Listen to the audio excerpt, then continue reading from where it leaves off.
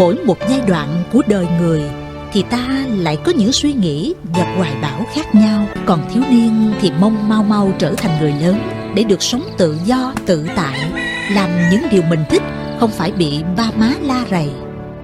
Đến khi trưởng thành thì lại cố tạo dựng tiền tài và danh vọng, rồi đến ngày gần bước qua bên kia cái dốc của cuộc đời, chúng ta lại khao khát có được một ngày của tuổi ấu thơ và sống hoài niệm về quá khứ nhiều hơn. Phải chăng đó là lẽ thường?